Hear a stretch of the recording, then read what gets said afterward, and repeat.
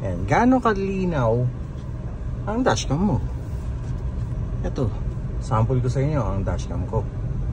Kita niyo yan? Oo, diba? Napakalinaw niyan. Itong dashcam na to ay QCY F22 Pro. Ito yung 4K 4K front camera and then 2K rear camera. Tapos ito yung with Apple CarPlay and Android Auto. Wireless po yun, guys. So napakagandang quality nito. Kita nyo ba yan?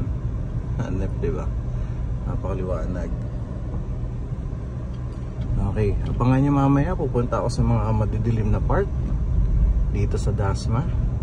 Palabas pa lang ako ng village. So hahanap tayo mga madidilim na part. Pag may madidilim na part, magbi-video ako at ipapakita ko sa inyo yung night vision. Okay, so stay tuned lang, guys. Ito yung rear camera. Napakalinaw. Saan kung makahanap ng dashcam na ganyang kalinaw ang rear camera? My goodness. So ayan, ito ang area G. Okay, mamaya na lang ulit. Gagawa ko ng panibagong video sa dark area. Okay, so guys, so ito, approaching tayo sa dark area. Dito walang mga street light na. Kita niyo yan? O ayan, dilim, diba? Ay, ito, ayan yung liwanag niya. Ito po yung quality ng QCY F22 Pro. Yung liwanag, o brake light, o ayan, napakaginaw quality.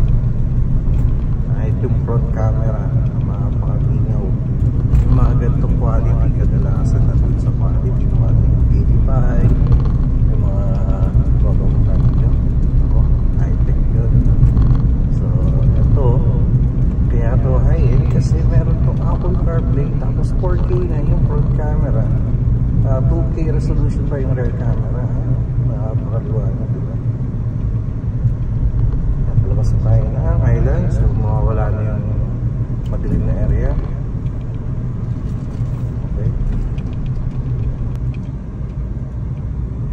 So guys, nakapark na ako dito sa bahay.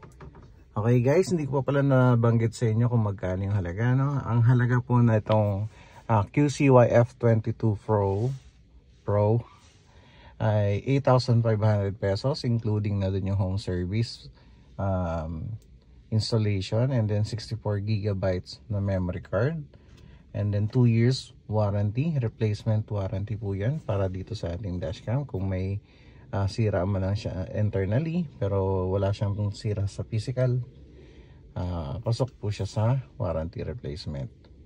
So ito guys, ang rear camera.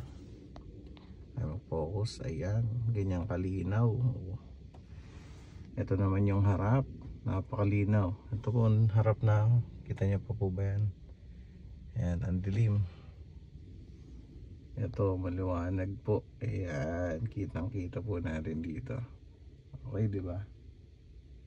So, ayan po. Sa mga gusto mag-inquire at magpa-install nito sa mga sasakyan nyo, pwede po kahit anong sasakyan. And pre-installation po nationwide. Hindi naman nationwide. NCR, Cavite, Laguna, some parts in Batangas. Sa norte naman, sa Bulacan, Pampanga, pwede. Tapos, pwede tayo sa La Union, Baguio, Ilocos Region, Pangasinan, pwede. So, by schedule tayo, guys. So, pre-installation na yun, pre-home service yun. So, message na lang po. Ayun lang po, Maraming salamat.